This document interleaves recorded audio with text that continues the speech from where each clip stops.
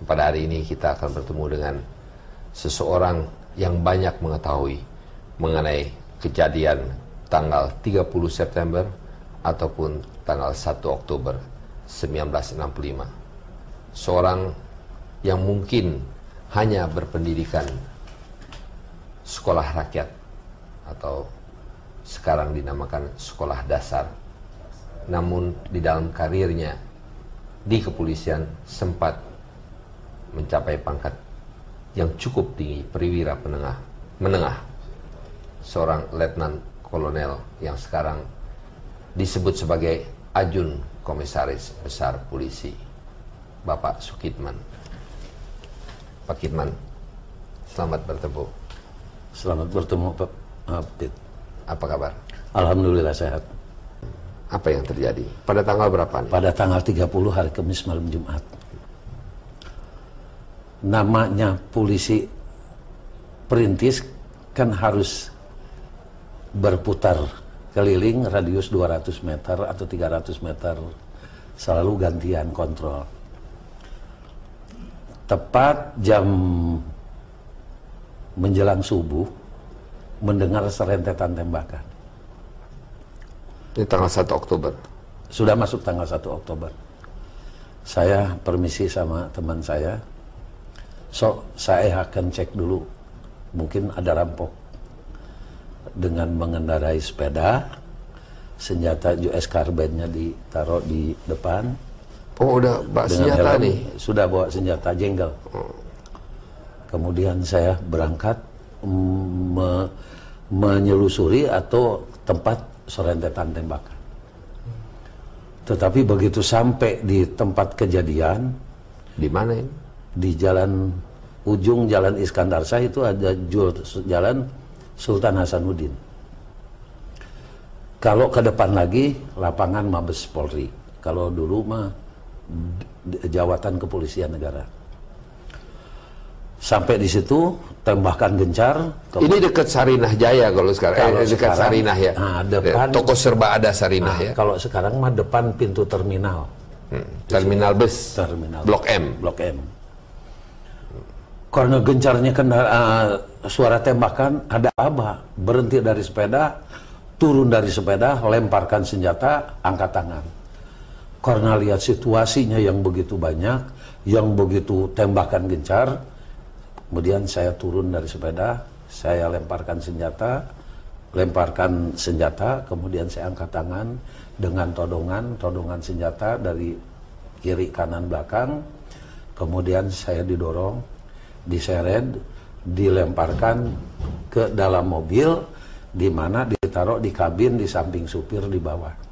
Apa Pak Kitman tadi katakan lagi suasana apa? Suasana suara tembakan gencar. Terus menerus Nggak berhenti dan banyak pasukan. Berapa banyak kira-kira? Ya namanya gerombolan banyak kan, gerombolan pasukan itu kan banyak. Ada 20, 30, 40? Lebih. Mereka berdiri di jalan? Ada yang nyerbu ke salah satu rumah, ada yang kiri kanan, ada yang muka belakang. Ya mungkin kurang lebih ada 100 sampai 100 orang lebih. Naik apa mereka datang? Kalau naiknya tidak tahu, tapi di situ berjajar mobil-mobil atau kendaraan-kendaraan yang untuk dinaikin oleh gerombolan itu. Setelah itu saya sudah tidak tahu lagi karena udah langsung ditutup, diikat, sudah saya berada di dalam kabin mobil di samping supir. Truk? Bus yang saya naikin. Sepintas bus karena saya langsung ditaruh di kabin mobil, sudah nggak ingat lagi. Kemudian mendengar aba-aba peluit, kendaraan bergerak. Bergeraknya saya masih sadar dan masih ingat bahwa itu memasuki jalan Walter Mangunsidi sampai ke Santa masih ingat. Sampai ke Mampang masih ingat. Saya mau tanya, Pak, di dalam buku Pak Sukitman yang saya lihat di sini, agen polisi tingkat 2 Sukitman, ada ditulis mengenai bus yang dipakai atau truk yang dipakai yang sebetulnya di stop. Ini truk dari Artajasa, apa tuh? Di mana? Apa yang terjadi dengan truk dari Artajasa itu? Kalau truk itu saya ketemunya setelah kejadian. Oh. Dan Pak Kitman mengatakan di sini bahwa truk Arta Jasa itu di stop di daerah situ Di juga. daerah situ.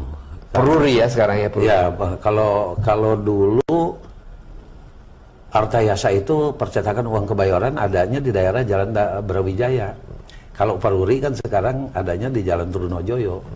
Lain kan dulu Peruri dengan percetakan uang biasa dengan uang logam. Kemudian Walter Monginsidi. Walter Monginsidi sudah tidak ingat lagi. Tahu-tahu suruh kendaraan berhenti, turun. Begitu turun dibuka ikatan saya, ikatan tutup mata dengan tangan. Kemudian saya diseret, tapi samar-samar mendengar kata-kata Yani wis dipateni. Yani wis dipateni. Yani Jenderal Yani. Ya, wis dipateni. Ya, artinya jadi, telah dibunuh. Telah dibunuh mungkin ya. Jadi saya hanya Yani kan kalau tidak salah dalam hati itu kan Kepala Staf Angkatan Darat. Kemudian saya dimasukkan ke dalam tenda. Sementara ini orang strip 1 aja ya. Saya strip 1. Agen polisi tingkat 2 ya.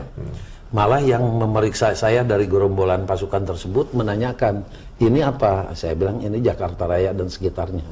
Kalau Jakarta, polisi Jakarta di sini apa namanya? Jakarta dan sekitarnya. Begitu masuk ke dalam tenda, ya remang-remang karena sudah mulai pagi, saya melihat orang-orang yang didudukan di bangku-bangku tetapi dengan terikat tangan ke belakang dan matanya ditutup. Ada juga yang di bawah, ada yang pakai baju kimono, ada yang berdarah. Tapi karena saya buru-buru dibawa lagi ditawan di depan rumah, karena waktu itu yang menangkap saya tuh melapor kepada seseorang bahwa pengawal Jenderal Penjahitan ditawan. Sebentar, ingin saya tanyakan sebentar. Tadi Bapak mengatakan di jalan Bapak berada di rumahnya Pak Panjaitan. Tembakan-tembakan itu di rumahnya Pak Panjaitan. Waktu itu saya tidak tahu rumah Penjahitan, rumah Jenderal Penjahitan nggak tahu. Waktu Pak Kitman ditangkap itu ditodong dengan senjata, Pak Kitman nggak tahu kita ada masalah apa, rumah siapa, Pak Kitman nggak tahu. Oh, tidak tahu. Sampai di satu tempat, ya? Satu tempat yang membawa saya, menawan saya lapor. Pengawal Jenderal Penjahitan ditawan. Siapa itu Jenderal Penjahitan? Tidak tahu. Dibawa, ditaruh di depan rumah. Di teras rumah itu ada bangku-bangku sekolah dan papan bor. Tidak lama kemudian sudah terang melihat kerumunan-kerumunan yang menamakan dirinya sukarelawan dan sukarelawati. Tetapi orang itu adalah pemuda rakyat dan gerwani dengan kelengkapan senjatanya saja sudah melebihi dari ABRI. Ada yang pakai AK, ada yang pakai GEPMI. Karena saya duduk-duduk itu pakai senjatanya GEPMI. Padahal itu dia bukan tentara, adalah sukarelawan, sukarelawati. Kemudian saya ingin menanyakan, sebentar saya ingin menanyakan. Pada waktu Pak Kitman sampai di tempat tersebut, langsung tutup mata dibuka, tangan dilepas juga, biasa bebas. Kemudian Pak Kitman disuruh apa? Masuk tenda. Suruh duduk aja di dalam tenda itu? Enggak, hanya melapor sebentar. Pak Kitman yang melapor kepada siapa? Dia yang nangkep. Kemudian dibawa. Mengatakan ini adalah ajudannya dari Jenderal penjaga dari Bapak Penjahitan. Setelah ditawan di luar, di depan rumah, yang nggak jaga saya ini adalah gerombolan-gerombolan pasukan. Dari tenda Pak Kitman keluar ditawan di depan rumah. Ya. Tapi dijaga, yang jaga itu disuruh duduk atau berdiri? Duduk. Yang jaga yang ngelilingin saya dari Cakrabirawa. Kemudian melihat ke salah satu tempat kerumunan yang dikelilingin oleh sukarelawan sukarelawati dengan teriakan ganyang kabir, ganyang kabir, ganyang kabir, satu persatu dimasukkan. Kabir apa artinya? Kabir itu kalau tidak salah sekarang ya yang sudah tahu, kalau dulu kan nggak begitu tahu. Itu kata-kata dari kapitalis birokrat. Setelah yang itu dimasuk-masukin kemudian disusul oleh serentetan tembakan oleh seseorang. Orang ini masih hidup? Orang-orang ini yang dimasukkan ke dalam? Yang dimasukin duluan juga disusul, ditembak juga dari atas. Kemudian yang masih hidup itu dibawa ke depan rumah, yang di terasnya ada bangku sekolah, didudukan, kemudian tutup matanya dibuka, ikatan tangannya juga dibuka, tetapi dengan todongan-todongan senjata. Dia disuruh menandatangani sesuatu, tapi kayaknya berontak karena terlihat antara jaraknya kira-kira bangsa 15 meteran. Berontak, kemudian dengan emosinya yang nodong-nodong itu kemudian diperintahkan tutup lagi mata, ikatan tangannya diikat kembali, kemudian disuruh berdiri, didorong, diseret, ditendang, didorong pakai popor senjata, kemudian diseret, dimasukin, kemudian disambut lagi oleh teriakan Kenya Kabir. Dimasukkan lagi, kepalanya lebih dulu, baru disusul oleh serentetan tembakan. Jadi waktu dimasukkan ke dalam lubang itu belum mati, belum meninggal? Belum mati. Semuanya? Yang berbintang 2 dulu. Satu orang? Satu orang dulu. Pada saat disusul oleh serentetan tembakan, hati saya kan sudah tidak tahan waktu itu. Mungkin giliran saya. Kemudian kalau dia habis nembak selalu ngeliwatin saya ditawan. Orang yang nembaknya itu sepintas kelihatan dia setrip 4 di sini. Tidak lama lagi dia dipanggil lagi, dorong lagi, seret lagi, masukin lagi. Beberapa kali. Saya satu aja, saya hanya mohon kepada Allah Subhanahu wa Ta'ala aja. Waktu itu sudah nggak bisa berbuat apa. Siapa orang-orang itu? Orang-orang itu kalau setelahnya tahu bahwa saya menerangkan orang yang berbintang 2 itu namanya Mayor Jenderal S. Parman, itu juga setelah saya lolos melaporkan. Kita berbicara sebetulnya mengenai masalah G30S dan pembunuhan daripada jenderal-jenderal, yaitu antara lain adalah Jenderal Ahmad Yani, Jenderal D. Panjaitan, Jenderal Haryono, Suparman, Sutoyo, kita juga ada Tendean, dan kita juga ada beberapa lagi ya, Suprapto kalau tidak salah. Pak Kitman tadi mengatakan bahwa mereka yang masih duduk itu ada beberapa orang, 4 atau 5 orang, kata Pak kita. Siapa yang duduk pada saat itu? Siapa yang sudah masuk di dalam lubang tersebut dan siapa yang belum masuk di dalam lubang tersebut? Mungkin waktu itu saya tidak tahu ya, tapi setelahnya. Ya, setelahnya. Setelahnya baru tahu yang dengar Yani wis dipateni. Pak Panjaitan dengar ditembakin rumahnya waktu saya ketangkep. Kemudian Pak MT Haryono, mungkin itu lebih dulu. Pak Panjaitan meninggal di rumahnya? Di rumah. Jadi pada waktu Pak Kitman itu dibawa ke tempat tersebut, itu bersama-sama dengan jenazah Pak Panjaitan? Atau beliau tidak? naik truk Artayasa itu. Oh. Truk Artayasa. Pak Kitman naik bus? Naik bus dibawa. Jadi satu rombongan? Satu rombongan ke sana. Hanya waktu itu tidak tahu bahwa ya itu siapa itu jenderal itu siapa ya? Ya Pak Kitman juga masih masih polisi tingkat 2 paling bawah, masih naik sepeda lagi ya. Baik, kemudian beliau itu sudah dimasukkan pada waktu Pak Kitman sampai di situ, sudah dimasukkan ke dalam lubang. Belum. Kita sebutkan aja lubang buaya ya, itu namanya. Sumur lubang buaya. Sumur, di dalam sumur itu. Belum. Masih ada di tenda. Tapi Pak Panjaitan sudah meninggal kan? Sudah. Ya. Hanya yang 5 orang yang atau 4 orang yang lain belum. Belum. Ya. Dia juga di dalam tenda tadinya. Siapa? Itu yang celentang penuh darah. Oh, yang jenazah itu semua di dalam tenda. Di dalam tenda. Bersama dengan 4 orang yang lain yang itu. diikat-ikat. Nah, jadi ada Pak Yani, MT Haryono dan Pak Panjaitan yang sudah meninggal di dalam tenda. Itu dimasukkan lebih dulu. Itu lebih dulu. Kemudian yang masih hidup, kayak tadi itu satu persatu dibawa ke depan rumah yang ada bangku-bangku sekolah, karena rumah itu ada terasnya, untuk sekolah juga di sana, sekolah orang kampung sana, ada papan bor segala. Itu satu persatu terus berlanjut. Apa yang dilakukan dia, apa yang dikerjakan oleh dia, saya lihat dengan mata kepala sendiri.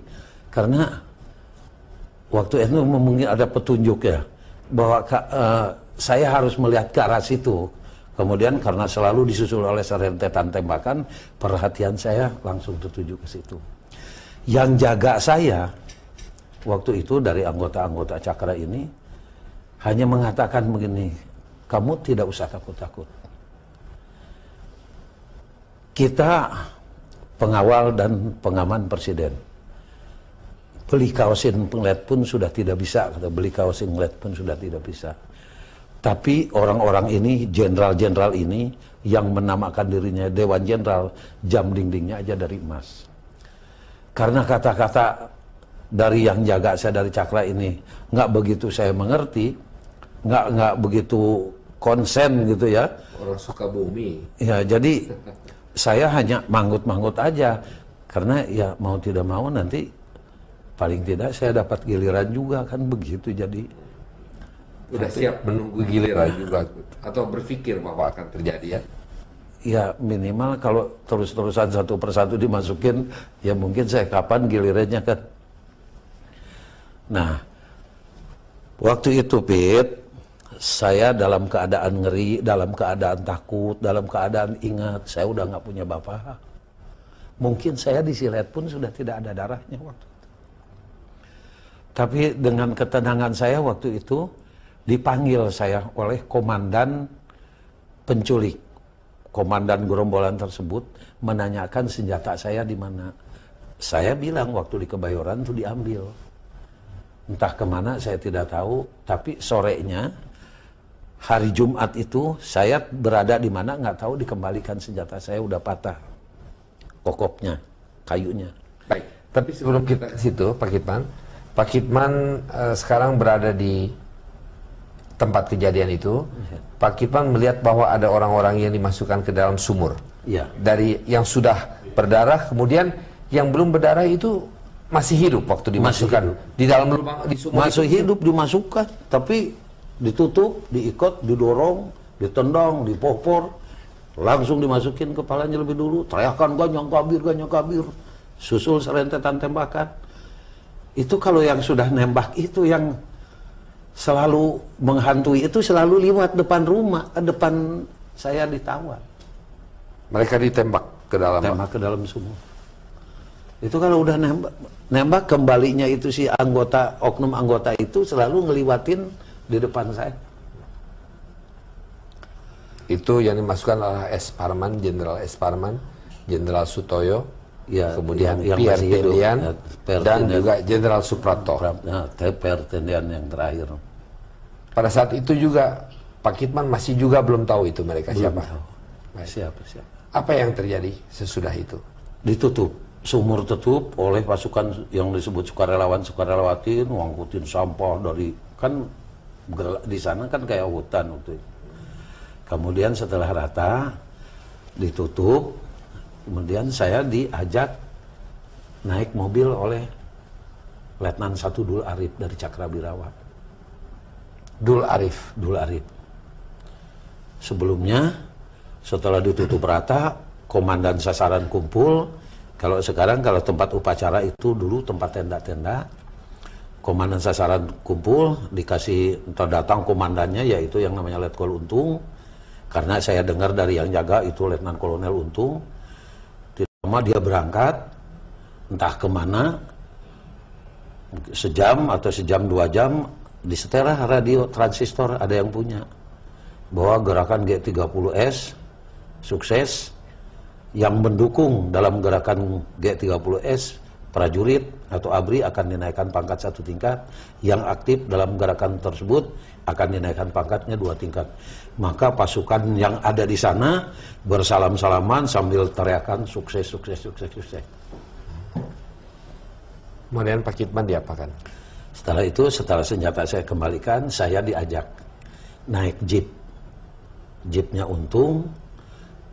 Jeepnya Letkol Untung, tapi supirnya namanya Kopral Iska. berangkat, tapi diikutin oleh truk-truk dengan penuh pasukan menuju ke daerah Halim Perdana Kusuma. Masuk ke daerah Halim, kemudian di pos penjagaan di stop oleh, ya kalau di sininya banyak bunganya pati lah. Entah pembicaraannya tidak tahu karena saya di dalam jeep. Kemudian jeep ini dengan pasukan-pasukan berangkat, kalau tidak masuk ke yang ada sekarang, kalau tidak salah ada lapangan golf, masuk terus ke belakang, akhirnya kelihatan mendekati daerah Kalimalang. Pasukan di drop ke daerah luar, ke daerah Gedong Penas, kemudian kembali lagi di lapangan, kemudian truk-truknya dijejerkan, pasukannya disebar, saya tinggal berdua Kopral Iskak di situ. Malam Sabtu, sudah malam nih, hari Jumat malam, Kopral Iskak ini ngajak saya tanya kemana? Ke Lubang Buaya. Jadi malam Sabtu baru tahu tempat tadi seharian itu namanya Lubang Buaya. Keluar naik jeep Cililitan, Keramat Jati, baru saya sadar, oh ini Keramat Jati tempat pendidikan saya, agen polisi. Terus Pasar Hek, belok kiri, masuk, ada belok kanan, sawah, kebun karet, terus ngambil nasi di posko yang tadi pagi tempat saya ditawar. Naikin nasi, kembali lagi lewat Halim, kembali lagi ke sana, bagi-bagi nasi sampai ke Gedong Penas, balik lagi ke lapangan, di mana di situ malam Sabtu itu saya tertidur. Hari Sabtu pagi, pasukan yang tadinya pakai jaket coklat, pakai coklat-coklat sudah berubah menjadi pakaian loreng-loreng. Tapi kelihatannya sibuk. Sibuk, ada yang lari ke sana, ada yang ke sana kemari. Sampai jam 1, jam 2. Pak Kiplan masih pakai seragam polisi nih? Masih. Karena lihat sibuk semua ini pasukan ke sana kemari, saya ditinggal, masuklah ke kolong truk. Karena panas masuk ke kolong truk. Hari Sabtu pagi? Hari Sabtu siang. Siang. Udah siang nih, udah mau. Kira-kira jam 2 di kolong truk, tidur tapi nggak buka mata, tapi dengar suara tembakan. Suara tembakan kayak yang percis yang di Kebayoran. Rame gitu, tembakan gencar. Tapi nggak mau buka mata. Tiduran aja di kolong truk. Sadar-sadar dibangunkan oleh Cakrabirawa 4 angkatan yang sudah pakai pita putih. Sadar saya begitu bangun melihat tentara yang pakai pita putih, wah ini mungkin dari Palang Merah Indonesia, nggak bakalan, karena ada pelajaran dulu di polisi, kalau sudah Palang Merah datang keadaan perang juga nggak bakalan dibunuh tawanan itu. Nah disitulah prinsip saya, nggak bakalan dibunuh karena dia sudah pakai pita putih Palang Merah. Ternyata waktu itu Cakrabirawa dari 4 angkatan dan diikutin oleh pasukan yang lain.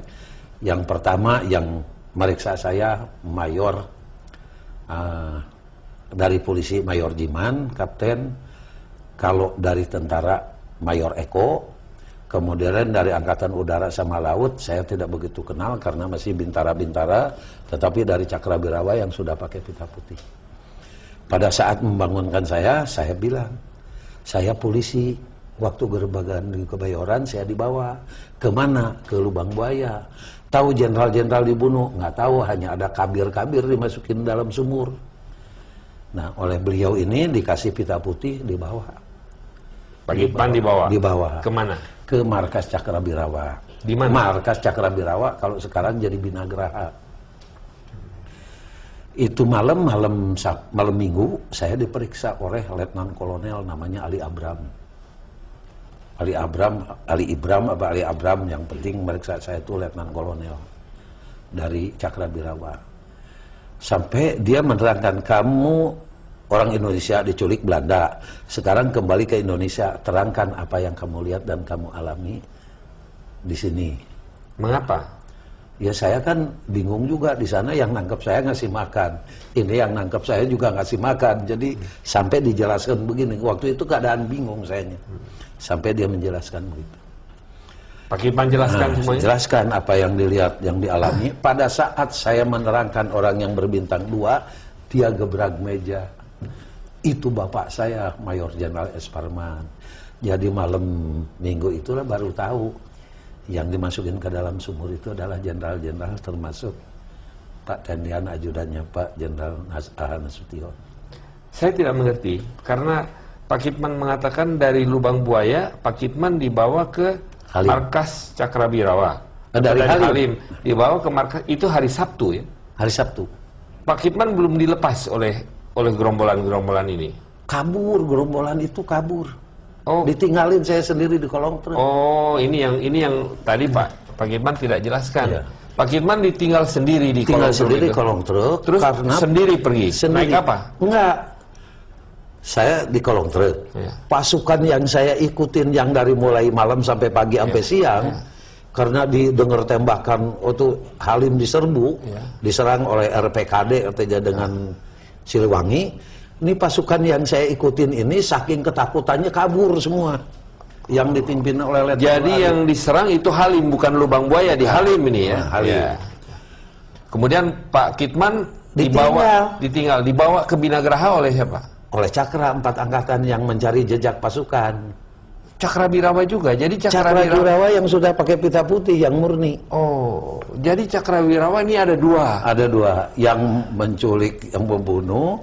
Ada juga Cakrawirawa yang mencari jejak pasukan yang terlibat gerakan G30. Jadi Cakrawirawa ini ada dua, bukan tidak berarti bahwa semua Cakrawirawa ini terlibat. Ada yang terlibat, ada yang tidak terlibat. Ada. Yang tidak terlibat membawa Pak Kitman ke Binagraha. Markas Cakrawirawa. Yaitu Mayor Eko, Kapten Jiman polisi, ada laut, ada udara. Baik. Sampai di Binagraha. Sampai di markas Cakra. Cakra Diperiksa. Pada saat saya menerangkan orang yang berbintang 2, Letkol Ali Ibram itu bergebrak meja bahwa itu Mayor Jenderal S. Parman. Satu persatu kedengaran, oh si Anu. Tapi sebelum saya menerangkan orang yang berbintang 2, tadinya juga saya nggak tahu bahwa itu jenderal-jenderal putra-putra bangsa yang terbaik sebagai seorang jenderal yang waktu itu ya berkedudukan tinggi di Angkatan Darat. Kemudian Pak Kitman sesudah interview itu atau wawancara itu atau diperiksa itu, Pak Kitman malam minggu, terus Pak Kitman kemana? Tidur di situ, Pak. Di markas Cakrabirawa. Pagi-pagi, hari Minggu dijemput, dipinjam katanya, dipinjam agen polisi Sukitman, diambil untuk dihadapkan kepada Pangdam 5 Jaya. Pada saat itu adalah Mayor Jenderal Umar Wiradikusuma. Dibawa menghadap ke Mayor Jenderal Umar Wiradikusuma yang sempat sampai menjadi wakil presiden Republik Indonesia. Kemudian setelah beliau membaca laporan yang tadi malam dibuat, dia percaya kepada kamu karena kamu sudah jadi ABRI waktu itu kan, udah jadi AKRI kan, Angkatan Kepolisian Republik Indonesia udah dirubah. Saya percaya penuh pada kamu. Kemudian saya ditunjuk dibawa mengikuti Mayor Subardi. Subardi itu ajudannya Jenderal Ahmad Yani. Dari markas Kodam Jaya, dari tempat Pak Umar Wiradikusuma, saya dibawa menuju Jalan Lembang. Diketemukan dulu dengan ibunya, keluarganya, bahwa ini akan menunjukkan, polisi ini akan menunjukkan di mana bapak-bapak yang dimasukkan dalam sumur. Jalan Lembang itu ibu siapa? Rumah Pak Yani yang waktu Ibu Yani. Yang waktu itu darahnya juga masih banyak, darahnya Pak Yani. Dari situ dibawa ke Jalan Saharjo. Waktu itu Jalan Saharjo, kalau sekarang sudah Tebet. Sekarang udah jadi apa? Gedung Balai Sudirman. Udah. Dari situ langsung dibawa ke Cijantung. Turun dari mobil, dihadapkan kepada Kolonel Sarwaidi Bowo, Komandan RPKAD. Laporan yang tadi malam yang dibuat sudah ada di beliau. Hanya saya tinggal ke Papanbor untuk menggambar ini Pasar Hek, ini sampai ke lokasi. Maka dengan pasukan dari anggota beliau, waktu itu Kapten Urip, Mayor Seisi Santoso dan lain sebagainya, bergeraklah dari markas RPKD sampai Pasar Hek naik mobil, dari Pasar Hek jalan kaki. Disitulah saya baru mendengar pasukan RPKD mengatakan berbanjar, sebar lebar dan lain sebagainya. Itu suatu pengalaman juga. Senjata saya ditinggal karena memang senjatanya sudah patah di markas Cakra. Setelah masuk daerah Lubang Buaya, lewat sawah, kalau sekarang ke tempat upacara itu jalan baru. Kalau yang lama lewat lagi sawah, terus baru saya menunjukkan antara rumah dengan rumah, di mana saya ditawan, di sampingnya ada sumur, saya tunjukkan. Tidak ada orang lain yang mengetahui lubang sumur itu ada di mana kecuali Pak Kidman. Padahal di situ banyak pasukan.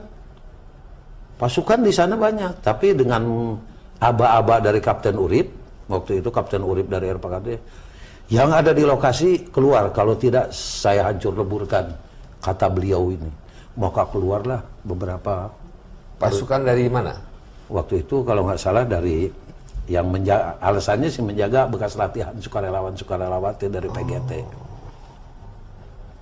Baru kita masuk, RPKD satu persatu, pohon karet segala udah dijaga, baru saya nunjukkan sumur, tempat. Sebab nggak ketahuan kan, udah buangan, udah jadi buangan sampah gitu. Itu si sumur itu ditutupin jadi buangan sampah. Kalau kita habis makan sama sayur kacang ya dibuang situ, jadi nggak tahu. Maka dicongkel oleh anggota RPKD pakai sangkur, ketahuanlah tanda-tanda yang dipakai oleh dia, yang malam-malam di sini merah putih di sini selayar kode daripada sukarelawan. Baik, jadi sebetulnya Pak Kidman ini merupakan saksi hidup.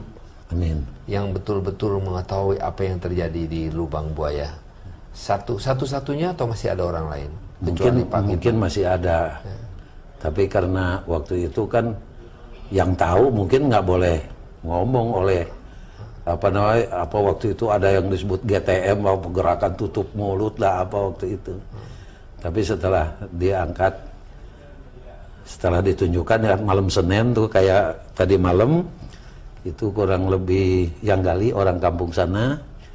Kemudian itu malam juga saya diambil alih oleh Pak Kolonel Sarwo Edi karena sudah ketahuan tandanya oleh Pak Kolonel Sarwo Edi, saya dibawa lagi menghadap Panglima Kostrad waktu itu, menghadap Mayor Jenderal Soeharto.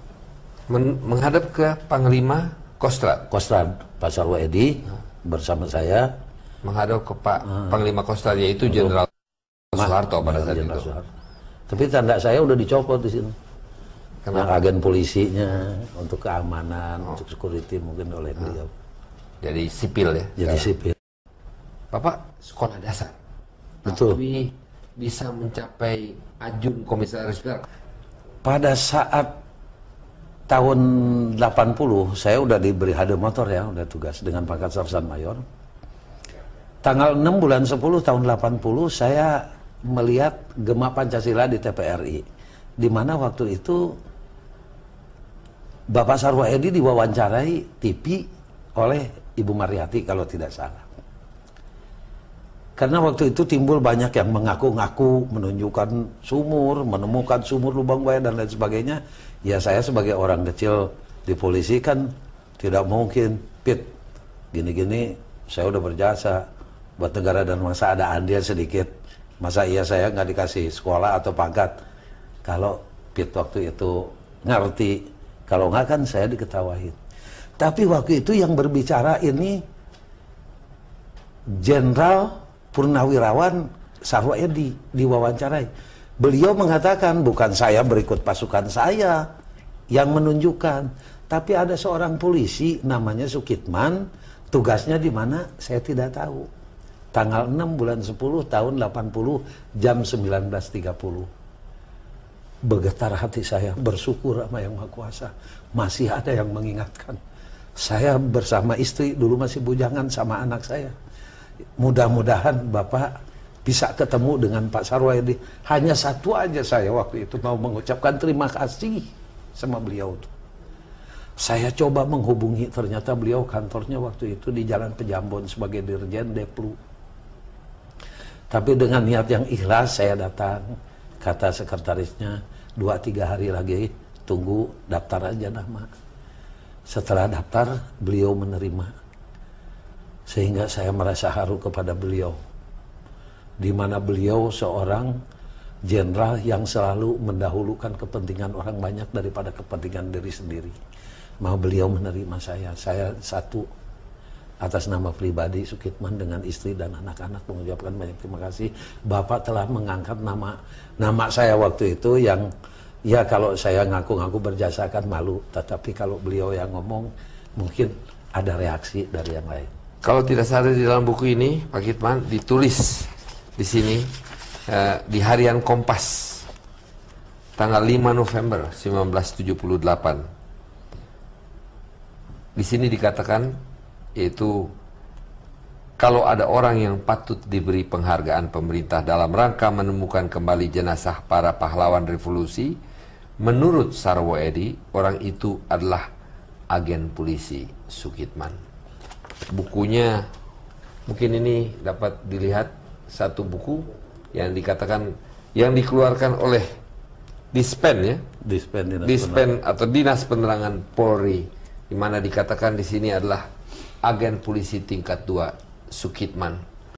Ada banyak orang yang mengatakan, cerita sumur lubang buaya itu cuman hisapan jempol dan sebagainya. Bahwa itu cerita-cerita yang cuman dibikin-bikin oleh Sukitman. Bahwa itu cuman dibuat-buat saja oleh... Bagaimana tanggapan seorang Sukitman kalau mendengar ada orang yang mengatakan itu? Saya sendiri di sini hanya bertanya karena saya juga sendiri tidak mempunyai bukti apa itu terjadi atau tidak.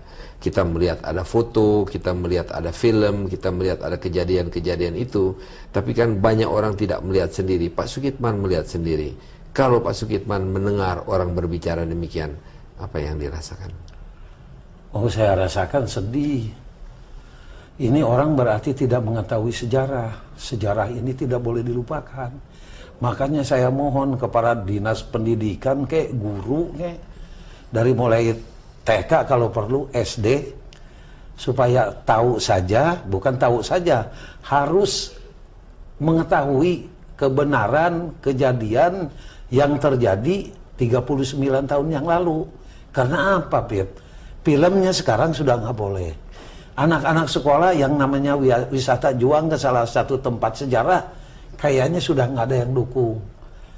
Tapi kalau di masyarakat kan dari mulai awal, dari mulai habis kejadian, anak-anak sekolah itu tahu bahwa benar pernah terjadi kekejian dan kekejaman di sumur lubang buaya ini, yang jadi korbannya adalah putra-putra bangsa terbaik, seorang para jenderal di Angkatan Darat. Saya rasa nggak ada pemutar balikan itu ini. Ini kan yang ngomong kayaknya yang sekolahnya di mana, dia ngomong sampai sini, lahirnya tahun 66, ngomongnya tidak benar. Diangkat dari sumur katanya mulus. Yang 3 hari, Jumat, Sabtu, Minggu, Senin diangkat 4 hari 3 malam. Di dalam sumur. Ditutupin sampah, ditutupin lagi sama orang-orang 7. Kemudian yang ngangkatnya saya coba tanya kemarin, namanya Kapten Winanto waktu itu, sekarang udah Mayor Jenderal Purnawirawan Marinir dari IPAM. Pak, Bapak yang waktu turun ngangkat itu jenazah di dalam sumur, berapa yang bawa Bapak ini di punggung? Kan yang namanya, apa namanya? Yang untuk gas itu kan bangsa 50 kiloan, 60 kiloan, sampai 100 kilo berikut orangnya. Orang sudah 7 numpuk ke bawah, ditindih lagi, diangkat satu-satu kakinya.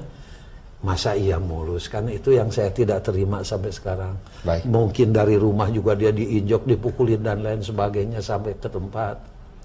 Mungkin sampai sana juga di dalam tenda juga dia dihajar lagi sebelum dimasukin dalam sumur.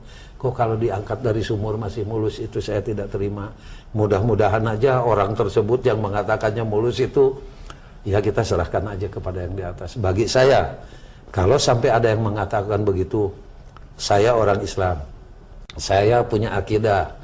Kalaupun dia mengatakan begitu, ya berarti tidak jujur. Saya dengan kejujuran dan keislahan di depan Piet, saya ngomong dari hati nurani, dari saya bicara, bukan saya Purnawirawan Ajun Komisaris Besar Polisi, tapi saya bicara di mana saya berpangkat agen polisi tingkat 2 tahun 65.